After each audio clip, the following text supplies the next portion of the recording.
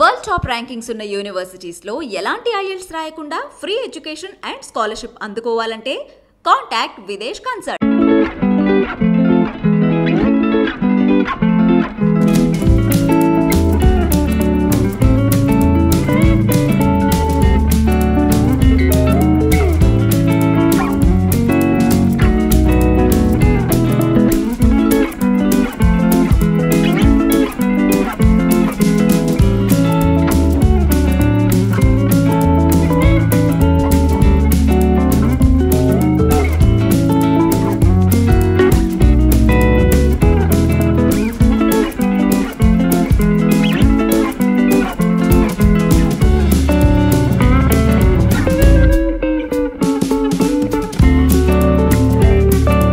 ఈరోజు జరిగింది ఏంటంటే, నేను మామూలుగా పేపరు తెప్పించి పేపర్ చదవటం అలవాటు. కానీ ఈవేళ పేపర్లో ఆ న్యూస్ ఎటువంటిదంటే నేను ఎప్పుడు చదవలేదు, ఎప్పుడు వినలేదు. అటువంటి న్యూస్ చాలా ఘోరంగా ఉందన్నమాట. అది మరి ఎలాగొచ్చిందో ఎలా ఏంటో నాకైతే తెలియదు, కానీ చాలా ఘోరంగా ఉందండి అది. ఆ న్యూస్ ఏంటో మీకు తెలిసే ఉంటుంది. నిజంగా ఎవరో జగన్ గారి ఏదో వైఫ్ అదేదో బిల్డింగ్ అడిగినట్టు, అదేదో నేను ఒప్పుకోనట్టు. నేను నా పొజిషన్ చూసి ఉంటాను. నేను 3 months అయింది నేను ఇంట్లో నుంచి బయటకు వచ్చి. అటువంటి పరిస్థితిలో మరి ఉన్నాయి లేని ఇలా కల్పించేసి ఇలాగే చెప్పడం అంటే చాలా ఘోరంగా ఉంది పొజిషను. అసలు అదేదో ఇంకా విచిత్రం ఏంటంటే, పొలిటికల్గా ఒకళ్ళకొకళ్ళు ఏదో ఒకటి అనుకోవటం, ఏదో ఒక పద్ధతి మాట్లాడుకోవటం, అది వేరే సంగతి. కానీ కలెక్టర్ గారిని కూడా ఇందులోకి లాగారు. అందులో కలెక్టర్ గారు అది యాక్చువల్గా ఆ యాక్ట్లో లేదండి. మాకు ఆ పొలం, మాకు సైట్ కానీ వేరే పొలం కానీ ఏది లేదు. అటువంటిది కమిషనర్ కాదు, కలెక్టర్ గారిని నేనేదో రిక్వెస్ట్ చేసినట్టు, ఆయనేమో పెద్దవాళ్ళని ఏదో కలవమన్నట్టు అని ఆయన్ని కూడా ఇందులోకి ఈ రంగం ఇందులోకి దింపారనమాట. ఇందులో ఏమాత్రం నిజం లేదండి, 1% కూడా లేదు.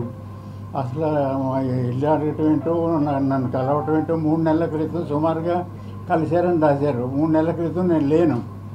నేను హైదరాబాద్లో హాస్పిటల్లో ఉన్నానండి. ఇప్పుడు కూడా నాకు హెల్త్ బాగాలేదు. ఇవాళ కూడా ఏంటంటే, మీ అందరూ వస్తారు కదా, ఒకసారి ఎవరికి కలుద్దాం అనే దృష్టితో రావటం, ఓపిక లేకపోయినా ఒప్పుకున్నా అలాగా కష్టపడి వచ్చానండి నేను. అటువంటి అబాండాలు వేసి అంత న్యూసెన్స్గా ఆ న్యూస్ పేపర్లో రావటం అంటే చాలా అన్యాయం అండి అది. అందుకని మీరేదో ఉన్నట్టు నేను చెప్తున్నాను. ఎందుకంటే నాకు ఏ పార్టీ కాదు, ఏ పార్టీ ఆఫీస్కి వెళ్ళలేదు, ఏ మీటింగ్కి వెళ్ళలేదు, ఏ ప్రెస్ మీటింగ్కి. ఇలాంటి ప్రెస్ మీట్ కూడా ఇదే ఫస్ట్ నాకు. ఇప్పుడు నాకు ప్రెస్ మీట్లు ఇలాంటివి మాకు ఏం లేవండి. ఎందుకంటే నేను అలా పొలిటికల్గా నాకు సంబంధం లేదు. నాకు ఏజ్ 80 సంవత్సరాలు నాకు. అటువంటి పరిస్థితుల్లో మరి ఇలాగ ఎందుకు రాసుకుంటారో ఏం చేస్తే, పాలిటిక్స్లో ఉన్నవాళ్ళు అయితే వీళ్ళు తిట్టుకోవడం, వీళ్ళు తిట్టుకోవడం ఏదో చేసుకుంటారు. అసలు నా ఏజ్ అంతా, నా పరిస్థితి ఏంటి, నేను అసలు నేను లేను, ఇక్కడ ఉండటం లేదు, హాస్పిటల్లో ఉన్నానో చాలామంది తెలుస్తుంది. అది నేను హాస్పిటల్లో ఉంటున్నాను, ఇక్కడ ఉండట్లేదని అందరికీ తెలుసండి, చాలామందికి. అంటే మీకని కాదు. అటువంటి పరిస్థితుల్లో ఇటువంటి న్యూస్లు రావడం చాలా అన్యాయం అండి, చాలా ఘోరం కూడా. అందుకని మరి మీరందరూ ఆ పొజిషన్ అర్థం చేసుకుని దాన్ని బట్టి ఎలాగా మీకు ఏమైనా డౌట్ ఉంటే అడగండి, చెప్తాను నేను. యాజ్ యూజువల్ గా మీకు ప్రతిరోజు పేపర్ చదివే అలవాటు ఉంది. అవును. ఆ క్రమంలోనే వార్త చూసి నా ప్యాలెస్ గురించి ఇలా ఎందుకు రాస్తారని షాక్ అయ్యారంటున్నారు. మీరు వార్త ఎప్పుడు చూసారు సార్? మీకు ఎవరైనా చూపించారా? మీరు అనుకోకుండానే చూసారా? ఎవరు చూపించలేదండి. నాకు ఈనాడు జ్యోతి వస్తుంది. నాకు ఈనాడు జ్యోతి నేను రెగ్యులర్గా లేవగానే ఫస్ట్ పేపర్ చదువుతాను. ఆ పేపర్ ఓకే వేళ కొద్దిగా 10 నిమిషాలు లేట్గా వచ్చింది. అది చూసి ఫస్ట్ మెయిన్ మ్యాటర్ కింద వేసారు దాన్ని. అది చూసిన తర్వాత షాక్ అవడం కాదు, ఎంత ఎలా ఉంటుందండి ఎవరికైనా అసలు పొజిషను. అసలే బయట సబ్జెక్ట్కి దీనికి సంబంధం లేదు. నేనేదో బిల్డింగ్ ఎవరు అడగటం, ఏదో ఇస్తానటం, నన్ను ఎవరు ప్రపోజ్ చేయలేదు. అసలు అటువంటి సిచ్యువేషన్ లేదు. అది కాకుండా ఆ బిల్డింగ్ కొంటాము అమ్ముతానికి ఎవరినో పెద్ద మనుషులు పంపారని రాశారు. నిజంగా ఆ బిల్డింగ్ అడగాలంటే కొనుక్కోవాలంటే వాళ్ళకి బిల్డింగ్ లెక్క కాదండి ఇది పెద్ద చిన్న ఊరికే ఎలివేషన్ పెట్టాను నేను. అది ఎక్కడ మైసూరులో ఎక్కడో డిజైన్ చూసి వైజాగ్కి సూట్ అవుతుందనే దృష్టితోటి నేను మామూలుగా చిన్న ఏరియాలో నేను కట్టాను. నేను అటువంటిది ఆ బిల్డింగ్ కట్టాలంటే ఎవరైనా కట్టుకోగలుగుతారు. ఆ బిల్డింగ్ కట్టడం కష్టమేమీ కాదు. అటువంటిది ఆ బిల్డింగే కావాలి అని కోరుకోవటం ఇటువంటిది మరి ఎందుకు ఎవరు రాశారో ఏమి రాశారో ఆశ్చర్యం ఉండే ఎవరికైనా. మాజీ మంత్రి పొలిట్ ఊరిని రాయలేదు సార్. అయ్యన్న పాత్రుడు గారు ఆపాదించిన ప్రెస్ మీట్ పెట్టారు, దాని ప్రకారం పేపర్లో రాశారు. అంటే మీకు విషయం తెలియజేస్తున్నాం. అది ఆశ్చర్యకరం అండి. ఎందుకంటే నేను ఏ పాలిటిక్స్లో మెంబర్ కానీ ఏ రకమైన ఇది కానీ లేదు. నేను అయ్యన్న పాత్రుడు గారిని ఇంతవరకు చూడలేదు. మీరు కలిసారంట కదా సార్? కలిసారంట కదా, మీరే సమస్య చెప్పారంట కదా ఆయనకి ఇలా ఉందని చెప్పి. అంటే భారతి గారు కారులో వెళ్ళిపోతూ మీ ప్యాలెస్ చూసి ఆమె మనసు పడ్డారు, ఈ ప్రపోజల్ మీ దగ్గరికి తీసుకొచ్చారు, బేరసారాలు జరుగుతున్నాయి, మీరు ఒప్పుకోలేదు, మీకేమో నోటీసులు వచ్చాయి అనేది ఆరోపణ వినపడుతోంది. ఇది ఎంతవరకు క్లారిటీ? మీరు కలిశారు అని అయ్యన్న పాత్రుడు గారు అంటున్నారు. అసలు ఆరోపణలు అనేది 100% రాంగ్ అండి. తర్వాత అయ్యన్న పాత్రుడు గారు ఎవరో న్యూస్ ఇవ్వటానికి ఏదో ఇవ్వటానికి అయ్యన్న పాత్రుడు గారిని పేరు వింటుంది తప్ప నేను ఎప్పుడూ ఇంతవరకు చూడలేదు. ఎందుకంటే ఏ పార్టీలో ఏ లీడర్ని ఏదైనా పని ఉంటే మా పిల్లలు ఎవడో చూసుకుంటారు తప్ప నేను ఇంతవరకు చూడలే. పైగా ఆ చెప్పిన టైంలో నేను లేనండి, నేను హాస్పిటల్లో ఉన్నాను, ప్రూఫ్ కూడా ఉంది. ఇప్పుడు మీరు మీడియా ముఖంగా ఈ వార్తపై ఏదైతే మీరు షాక్ కి గురయ్యానన్న వార్తపై మీకు మీరుగానే వ్యక్తిగతంగా ఒక క్లారిటీ ఇవ్వాలని మీడియా ముందుకు వచ్చారా? ఏమైనా ఒత్తిళ్లు ఉన్నాయా? ఒత్తిడి నాకేముంటాయండి. నాకు ఏదైనా పార్టీ ఉంటే నాకు ఆ పార్టీ వాళ్ళ తరఫున ఎవరైనా నాకు ఫోర్స్ చేస్తే రాగలుగుతున్నాను తప్ప నాకు దీనికోసం అది కాకుండా మీరందరినీ నేను ఎప్పుడూ ఇలాగా మీట్ నేను చూడలేదండి. పెట్టారు కదా సార్ ప్రెస్ మీట్ రమ్మని. ఏమండి పార్టీకి సంబంధం ఉందా? ఎవరెవరు? వైఎస్ఆర్ పార్టీకి మీకు సంబంధం ఉందండి? వైఎస్ఆర్ పార్టీ నాకు అది ఎవరు సంబంధం లేదు. ఎప్పుడో సుబ్బారెడ్డి గారు మాకు ఏదో వెంకటేశ్వర విగ్రహానికి సైట్ ఇస్తానంటే ఇప్పుడు అబౌట్ 1 year బ్యాక్ ఒక్కసారి కలిశాను అంతే తప్ప నాకు అందులో ఎవరు టచ్ లేదు, ఎవరు కనెక్షన్ లేదు. భారతి మేడం గారు మనుషులు ఎవరైనా ఎవరండి? భారతి మేడం గారు మనుషులు ఎవరైనా మీ దగ్గరికి వచ్చారా? ఎవరు రాలేదండి నాకు. ఇది 22లో ఉంది కదా ఈ బిల్డింగ్. ఏదండి? సెక్షన్ 22లో ఉంది కదా. ఇప్పుడే గుర్తుకొచ్చిందండి. ఎంతమంది నుండి ఉందా 22? మీకు ఎలాగ ఈ బిల్డింగ్ కట్టేసి? అసలు 22A అనేది ల్యాండ్ లేదు నాకు. 22A 22D ఉంది. ఆ 22D ఇది కలెక్టర్ కాంపిటెంట్ కాదండి, అది జేసీ కాంపిటెంట్. ఆయన అర్బన్ ల్యాండ్ సీలింగ్, ఆయన జేసీ కాంపిటెంట్. నేను ఎప్పుడు దగ్గర మోర్ దెన్ 1.5 year బ్యాక్ వెళ్ళి ఒక అప్లికేషన్ ఇచ్చాను, ప్రూఫ్ ఉంది నా దగ్గర. ఆయన ఏమన్నారంటే మీరు అప్లై చేసుకోండి, అందులో మాకు అవకాశం లేదు చేయడానికి అని చెప్పారు. వాళ్ళ కలెక్టర్ గారు ఏ రకంగానే వాళ్ళ కాంపిటెంట్ కాదు దానికి. రెగ్యులరైజేషన్ చేయడానికి రీసెంట్ గా మళ్ళీ మీకు ఏమైనా నోటీసులు వచ్చాయా? నోటీసులు అందుకున్నారా రెగ్యులరైజేషన్ చేయడానికి? రెగ్యులరైజేషన్ నాకు నోటీస్ ఏమి రాలేదు. ఎందుకంటే అప్పుడే చెప్పేసరి రిజల్ట్ ఇలా ఉంటుంది, మీరు కావాలంటే రెగ్యులైజ్ చేసుకోవచ్చు, మీరు ఈ అవకాశం ఈ ప్రొవిజన్ ఉందనో కాగితం ఇచ్చారు. అది ఎప్పుడు మోర్ దెన్ 1 year. ప్యాలెస్ కట్టి ఎన్నాళ్ళు అవుతోంది, ఇప్పటి వరకు మీ ప్యాలెస్ మీద ఇలాంటి వార్తలు రాలేదు, ఇప్పుడే ఎందుకు వస్తున్నాయి? మీరు చూసి షాక్ అయినటువంటి ఆ వార్త ఏంటో ఒకసారి మాకు చూపడతారా? తప్పనిసరిగాని మేము కట్టి 4 years 4 years అయిందండి సుమారుగా. ఆ కరోనా టైంలో మేము ఆ ప్యాలెస్ కట్టిన తర్వాత కరోనా స్టార్ట్ అయింది. కరోనా స్టార్ట్ అయ్యాక మాకు బిజినెస్ కూడా దెబ్బతింది. అప్పుడు కరోనా వలన ఎవరు ఫంక్షన్స్ ఎవరు చేసుకునే వాళ్ళు కాదు, దానివల్ల మేము చాలా ఎఫెక్ట్ అయ్యాం. అంతే తప్ప మాకు అది కావాలని కానీ ఎవరు కానీ అలా నన్ను అడగలేదు, మరి ఆ పొజిషన్ రాలేదు. మరి ఈ న్యూస్ ఎలా వచ్చిందో నాకు తెలియదు. సార్ ప్రెస్ మీట్ పెట్టాలని ఆలోచన ఎందుకు వచ్చింది సార్? ఏదండి ప్రెస్ మీట్ పెట్టాలని ఆలోచన ఎందుకు వచ్చింది? నాకా ప్రెస్ మీట్ పెట్టాలని ఆలోచన ఎందుకు వచ్చిందంటే మార్నింగ్ నుంచి ఎన్ని ఫోన్లు, ఇంకా ఆ నెంబర్లు ఆ ఫోన్లు ఆ పేర్లు నేను చెప్పను, ఎన్నో ఫోన్లు వచ్చినాయి. మరి ఎలా తెలుసుకున్నారో నాకు తెలియదు. నాకు 2-3 ఫోన్లు ఎత్తాను పలానా అన్నారు. నాకేమో సిక్ అండి, మాట్లాడలేను. అలాగా చేసి నేను ఫోన్ ఎత్తడం మానేశాను. ఇంకా ఆఖరిని ఏంటంటే ఈ ఫోన్ ఇలాగ మనకి వదిలేలా లేదు, ఏదో ఒకటి సమాధానం చెప్పాల్సిన రెస్పాన్సిబిలిటీ మనకు ఉంది కదా అని అప్పుడు మధ్యాహ్నం 1 గంట కుదురుతుందంటే కుదరదనుకున్నాం. సాయంకాలం 4ంటికి అయితే నేను ఆఫ్టర్ ఫుడ్ రెస్ట్ తీసుకుని రావచ్చు అనుకుని వచ్చాను అనమాట. పార్టీ వాళ్ళు పెట్టమంటే పెట్టారండి. ఏ పార్టీ వారు పెట్టారు నాకు ఏ పార్టీ తెలియదు. పార్టీకి కానీ ప్రెస్ మీట్కి సంబంధం లేదు. పేరు అయ్యన్న పాత్రుడు గారు ఆ పలానా పార్టీ ఇదని తెలుసు తప్ప నేను ఆయన ఎప్పుడు చూడటం కానీ ఎప్పుడు మాట్లాడటం కానీ చేయలేదు. పైగా నేను చెప్తున్నాను, ఇంకోటి చెప్తున్నాను, ఎవరైనా పొలిటికల్గా కొంచెం పెద్దవాళ్ళు ఎవరైనా వస్తారు అని అంటే మా ఫంక్షన్ హాల్ ఏదైనా ఫంక్షన్ ఉంది వెళ్ళను.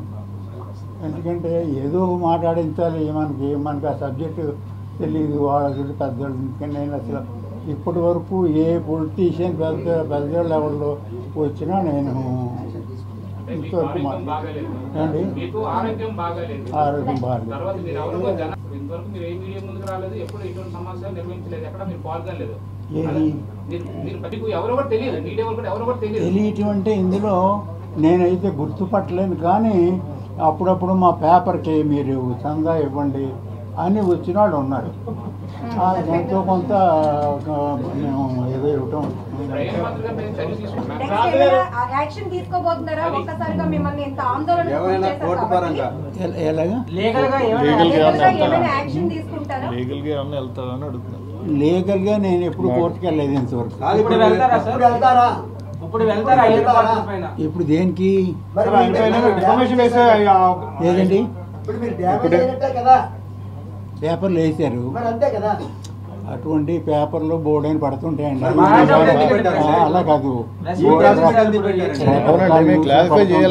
అవన్నీ 80 సంవత్సరాలు వచ్చేసి ఇంకా ఏ పేపర్లో వేసేసో నేను ఏదో చెప్పేసో చెప్పలేను. కానీ మీరు అందరూ వచ్చారు కాబట్టి మీకు మీ డ్యూటీ ఏంటో మీరు నాకు అలా వెయ్యాలా వేయక్కర్లేదా ఏమనేది నాకు తెలియదు.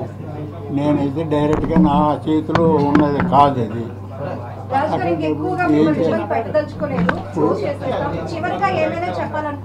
నేను వేరే చెప్పేది ఏముందండి, ఇది అన్యాయం జరిగింది, కానీ మరి ఇది ఎలా జరిగిందో పలానా అందులో పేర్లు రాసినంతరం నా పేర్లే చెప్పారా, ఎవరు చెప్పారో, మధ్యలో వాళ్ళ తరఫున వాళ్ళు పేరేసి ఎవరన్నా వేరే వాళ్ళు చెప్పారా అని మాకేం తెలుస్తాయి.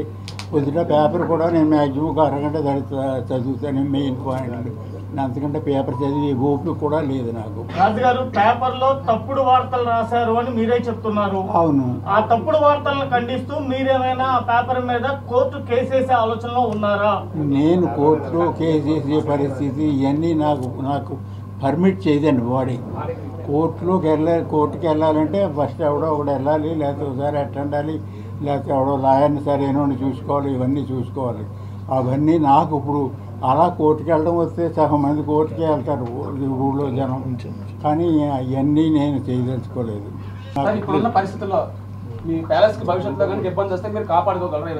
ఇబ్బంది వచ్చినప్పుడు మనం కాలుకి దెబ్బ తగిలినప్పుడు ట్రీట్మెంట్ చేయించుకుంటాం, అంతేగాని మనకి కాలుకి దెబ్బ తగులుతుంది అనుకుని కాలుకు కట్టుకుని వెళ్ళాము.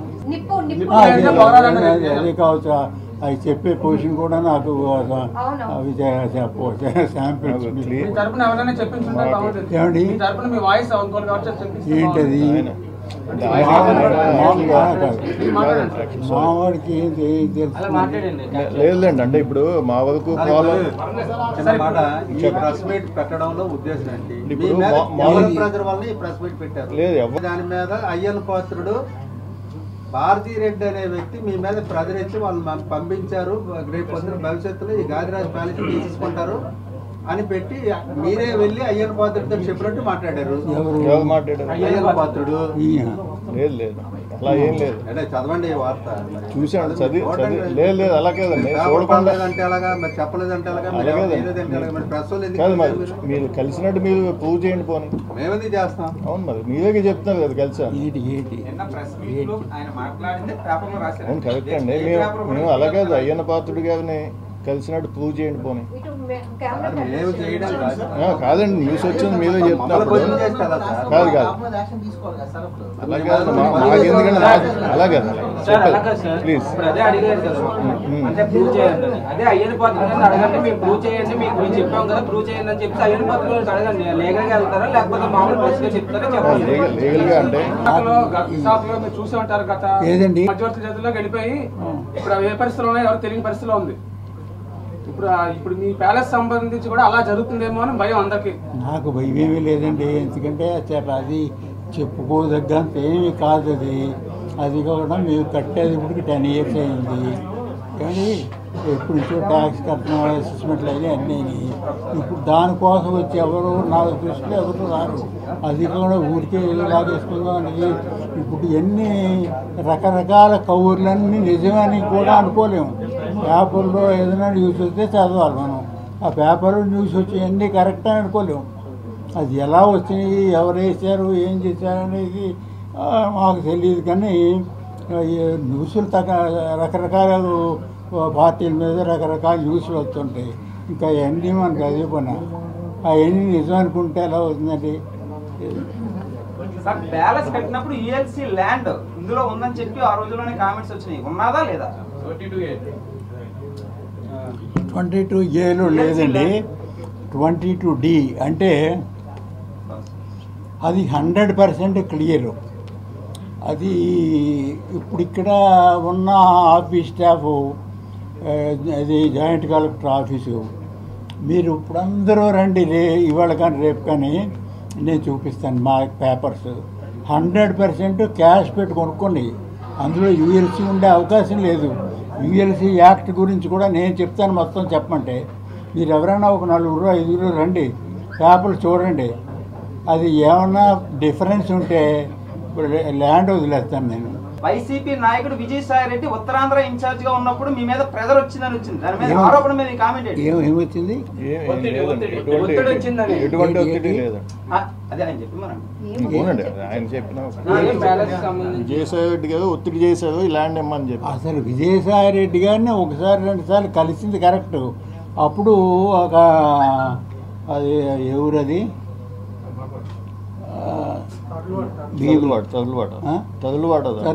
తర్లువాడ అని ఓ కొండ ఏదో నేను ఒక మన వైజాగ్ కోసం నా కోసం అని కాదు 126 feet హైట్ వెంకటేశ్వర విగ్రహం పెడదాం అనుకున్నాను. విగ్రహం పెడతాను అనుకుంటే ఆయన దగ్గరికి ఫస్ట్ అప్లికేషన్ ఇచ్చాను నేను. ఇస్తే ఇంకెంత బ్రహ్మాండమైన పని, ఇంతకంటే మంచి పని ఏముంది అని చెప్పి నాకు ఆయన ప్రామిస్ చేశారు. టీటీడీ నుంచి ఒక లెటర్ కూడా వచ్చింది, కలెక్టర్ గారి దగ్గర నుంచి కూడా ఒక 2-3 monthsలో శాంక్షన్ అవుతుందని లెటర్ వచ్చింది. అప్పుడు హ్యాపీగానే ఉన్నాను నేను. అంటే 120 feet ఈ స్వామి గుడి ఎక్కడా లేదు. వైజాగ్కి మంచి ఇది మామూలుగాని. అంటే నేను ఏదైనా చేయాలంటే కొద్దిగా హైలైట్ అవ్వాలి అని కెపాసిటీ ఉన్నా లేకపోయినా. ఆ తర్వాత ఏమైపోయింది, సిక్ అయిపోయాను. సరే, ఈ అంశం మీద కలిసారండి విజయసాయి రెడ్డి గారిని? ఈ అంశం మీద కలిసారా? ఏ అంశం? ఈ ప్యాలెస్ విషయం మీద. అసలు ప్యాలెస్ గొడవ రాలేదు, ఇప్పుడు రాలేదండి. ప్యాలెస్ గొడవ ఇప్పుడు రాలేదు. ఆ వెంకటేశ్వర విగ్రహం కోసం సైట్ ఇమ్మని అడిగాను. అది ఆఖరిని డ్రాప్ అయిపోయాను నేను. ఎందుకంటే ఇంకా అప్పటికి హెల్త్ నాకు ఈ లివర్ ప్రాబ్లం వచ్చింది. ఇంకా నేను చేయగలిగే పరిస్థితి లేదు. సహనం చేసి వదిలేస్తే ఎవరో చేయగలిగేది కాదు. అది ఇంకా డ్రాప్ అయిపోయాను. కలెక్టర్ గారు ఇచ్చిన లెటర్ కూడా ఉంది. ఆ ఇష్యూ తప్ప తర్వాత మళ్ళీ ఎప్పుడు ఆయన్ని కలవలేదు నేను. ఎందుకంటే ఎక్కడ కలిసే పొజిషన్ కూడా లేదు, నాకు కలిసే పరిస్థితి లేదు. లివర్ 21D ఇష్యూ కూడా లేదా సార్? 21D ఇష్యూ కూడా లేదు. ఏదండి 21D ఇష్యూ? డి అనేది లేదండి. ఆ ఇష్యూ కూడా లేదు. ఆ ఇష్యూ కూడా లేదు. ఆ ఇష్యూ అంటే చెప్తున్నాను కదా, ఇప్పుడు మాది 21Dలో ఉంది. కానీ అది మాది ఫెయిర్, మేము కొనుక్కొని చేసింది. వాళ్ళు రాంగ్ ఏం చేశారంటే, వాళ్ళ స్టాఫ్ కొంతమంది వచ్చారు కొత్తగా ఈ మధ్య. వాళ్ళకి అసలు సబ్జెక్ట్ తెలియదు. సబ్జెక్ట్ తెలియక ఆ 84 ఆర్డర్లో ఉన్న ల్యాండ్ వాళ్ళది సపోజ్ 500 యార్డ్స్ అనుకోండి, 300 యార్డ్స్ అమ్మేశారు అనుకుందాం. అమ్మేస్తే మిగతా 200 వాళ్ళు అమ్మేసింది మిగతాది ఏమైంది తెలియదు, వాళ్ళు పోయారు పెద్దవాళ్ళు. అది నాది రెస్పాన్సిబిలిటీ అంటారు. అది మీకు అసలు చూపిస్తే మొత్తం అలా ఆ స్టోరీ అంతా దానికి అప్పట్లోనే పేమెంట్స్ చేస్తారండి, దానికి అప్పట్లోనే డబ్బులు చెల్లించారా? ఏదండి డబ్బులు సార్ 100% రిసీట్తో సహా ఉంది. ఇప్పుడు మేము 1997 కొన్నాం. మేము 97లో రిసీట్లు, తర్వాత 97లో 26 ఆర్డర్ ఉంటుంది మీకు తెలుసు. రిజిస్టర్ ఆఫీసులో రిజిస్ట్రేషన్ చేసుకోవాలంటే కంపల్సరీగా యూఎల్సీ పర్మిషన్ ఉంటే అది ఎలా చేస్తారు. యూఎల్సీ పర్మిషన్ ఎలా వస్తుందంటే డబ్బులు కడితే వస్తుంది. ఓనర్కి డబ్బులు కడితే ఆడికి అమ్ముకునే ఎలిజిబిలిటీ ఉంటే వస్తుంది. అది ప్రతి రిసీట్ ఉంది నా దగ్గర ఉంది. కానీ ఇక్కడ స్టాఫ్ తెలియడం వల్ల, సరిగా ఈ సబ్జెక్ట్ తెలియకపోవడం వల్ల నేను ఎంత చెప్పినా వాళ్ళకి అర్థం కాల. 1.5 years పట్టింది. అది 1.5 years తర్వాత రెవెన్యూ ఉద్యోగులకి ఈ ల్యాండ్ మీద అవగాహన లేక మిమ్మల్ని తప్పుదో పట్టించారు అంటారు. రెవెన్యూ ఉద్యోగులకి దీని మీద లేక అనేది కొంతమందికి, ఎందుకంటే అందరూ ఇన్వాల్వ్మెంట్ ఉండదు. అందులో ఒకడు ఎల్ఈసి ఉంటాడు, యూడిసి ఉంటాడు, ఇంకో ఒకళ్ళు ఉంటారు. నేను రెవెన్యూ వాళ్ళు మిమ్మల్ని ఇబ్బంది పెట్టదలుచుకుంటే ఏమండి, రెవెన్యూ వాళ్ళు మిమ్మల్ని ఇబ్బంది పెట్టదలుచుకుంటే ఈ బిల్డింగ్ కట్టరు కదా. ఏ బిల్డింగ్? బిల్డింగ్ ఈ బిల్డింగ్ అది ఎప్పుడు, ఇది ఎప్పుడు? అది 1997 అది కాదండి. ఇది యూఎల్సీలో ఉంది, యూఎల్సీ ప్రాబ్లం ఉందని చెప్పారు కదా. అదే యూఎల్సీ. ఇప్పుడు ఎంత విచిత్రం అంటే, ఇప్పుడు ఒక జాయింట్ కలెక్టర్ ఉన్నారు. అంతకుముందు యూఎల్సీ ఒకే దానికి ఎక్స్క్లూజివ్ యూఎల్సీ ఆఫీసర్ ఉండేవారు. స్పెషల్ ఆఫీసర్, సెక్షన్ ఆఫీసర్ ఎదురు ఉండేది. అప్పుడు ఇలా ఇద్దరు లేరు. అప్పుడు ఉన్న యూఎల్సీ ఆఫీసర్ ఎవరు, స్పెషల్ ఆఫీసర్ ఎవరు, ఆయన మా సైట్ డాక్యుమెంటు ప్రతి గజం వేసి ఇది నాన్ సర్ప్లస్ ల్యాండ్ అని మున్సిపల్ కమిషనర్కి రాశారు.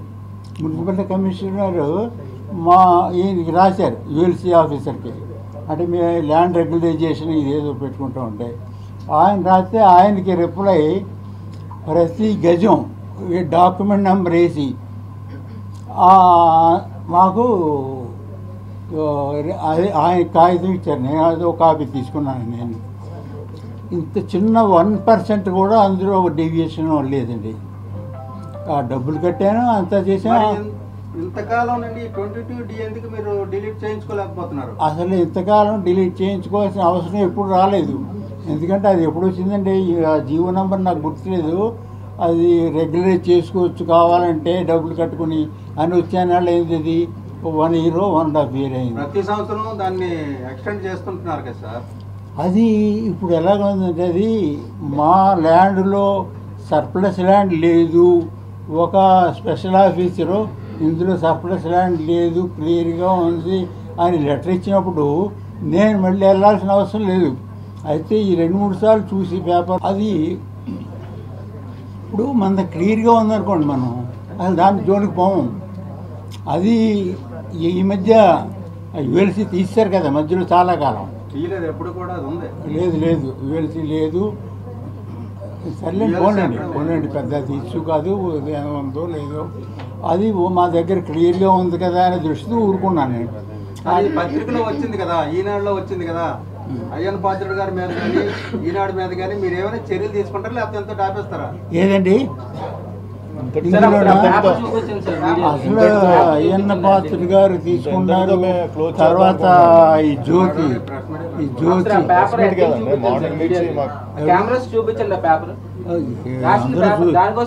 మీరందరూ చూసిందే కదా పేపర్. ఏదైనా పేపర్లో చూపించండి.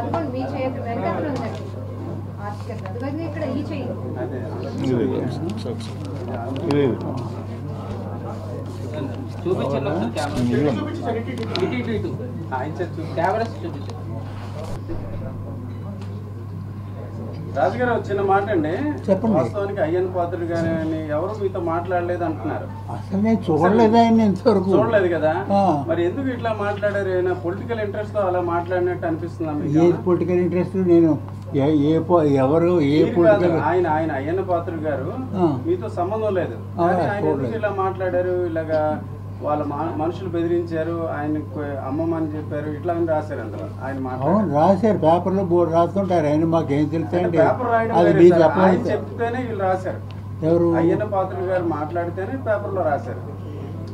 నిజమేనండి, అయ్యన్న పాత్రుడు గారు చెప్పారని పేపర్లో రాస్తే అది చూసి ఆయన చెప్పారని అనుకుంటాం మనం.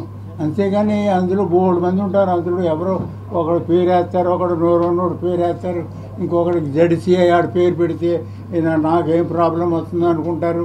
అవన్నీ రకరకాలు, అవన్నీ మాకు ఏం తెలుస్తాయి సామాన్యుడికి, మాకు సామాన్యుడికి ఏం తెలియవు అటువంటి. మీ బిల్డింగ్ గురించి రాశారు కదా, మరి మీరు ఏ ఉద్దేశంతో ఆయన ఇలా మాట్లాడినట్టు అనుకుంటున్నారు సార్ మీరు? ఆయన ఏ ఉద్దేశంతో అనేది మాకేం తెలుస్తుంది. నేను అసలు కనపడుతుంది కదా, నేను అసలు హాస్పిటల్ నుండి ఊళ్ళోనే లేను. మా దగ్గర ఈ హాస్పిటల్ రికార్డు కూడా ఉంది, కావాలంటే 3 వారాల క్రితం అన్నారు. 3 వారాల క్రితం నేను బాపూజీ గారు అని హాస్పిటల్ హైదరాబాద్ న్యాచురోపతి ఆయన దగ్గర ఉన్నాను. అందుకని ఆయన ఎవరో 3 వారాల క్రితం అనుకున్నారు, 5 వారాల క్రితం అనుకున్నారు, నాకేం తెలుస్తుంది.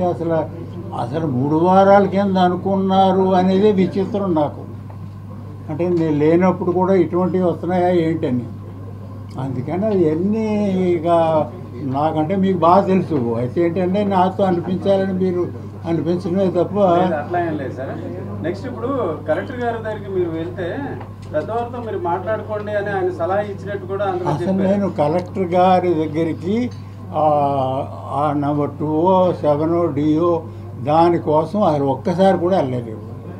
ఎందుకంటే కలెక్టర్ గారి దగ్గరికి వెళ్ళాలంటే నాకు పర్సనల్గా ఎవరో పరిచయం లేదు, అక్కడికి వెళ్ళి ఉండాలి, ఉండే పొజిషన్ నాకు లేదు. అందుకని ఈ కలెక్టర్ గారిని నేను అసలు ఈ ఇష్యూ గురించి అది అంటే తప్పుల్లో అది ఇంకా తప్పు. ఎందుకంటే ఇప్పుడు పొలిటికల్గా అంటే ఏదో వీళ్ళు అనుకుంటారు, ఏం చేస్తారు, అదంతా వేరే. అంతేకాని కలెక్టర్ గారిని కదపడం లేకపోతే ఆయన దగ్గరికి వెళ్తే ఆయన ఏదో పెద్దోళ్ళు కలవమన్నారంటాం, అంత ఘోరం అసలు ఇంకోటి నేను చూడలేదు. సార్ వైసీపీలో ఉన్న ఒక కీలక వ్యక్తి మీ చేత ఈ ప్రెస్ ఏమండి, వైసీపీలో ఉన్న ఒక కీలక వ్యక్తి మీతో ఈ ప్రెస్ మీట్ పెట్టించారని చేసి మరి ఇంకా అందరూ కీలక వ్యక్తులే, మరి రాసుకోవడానికి ఏముంది? అంటే రాజుగారు వెనకని నడిపిస్తున్నారని చెప్పేసి అంటున్నారు. ఎవరండి? కేకే రాజు గారు వెనకని నడిపిస్తున్నారని అంటున్నారు. కేకే రాజు గారిని ఇప్పుడు చూశాను నేను. మీరు నమ్ముతారా లేదా మీరు? ఒకటి నాకు అబద్ధాలు చెప్పడం, తప్పుడు పనులు చేయటం ఇటువంటి అలవాటు లేదు నాకు అసలు అలవాటు లేదు. అటువంటిది ఈవేళ నేను దీన్ని మీరు నమ్మినా నమ్మకపోయినా కొంతమంది వైసీపీ నాయకులు మీతో ప్రెజర్ పెట్టి ఎట్టించారని కూడా వస్తుంది. ఎట్లా ఎంతవరకు? ఇప్పుడు ఏదైనా తప్పు చేయటం ఒకటిసారి కష్టం, అబద్ధం ఆడటమైనా, కొట్టడమైనా, ఇంకో చేయటమైనా, లేకపోతే ఇంకోటి చంపటమైనా ఒకేసారి కష్టం. తర్వాత ఎన్నిసార్లైనా తీసుకోవచ్చు. అందుకని ఎవడో ఒకసారి ఏదో చేసేదంటే ఓకే. ఈ ప్రెస్ మీట్కి వచ్చిన ప్రతి ఒక్కరికి పేరున ధన్యవాదాలు తెలుపుతూ ఈ ప్రెస్ మీట్ క్లోజ్ చేయడం.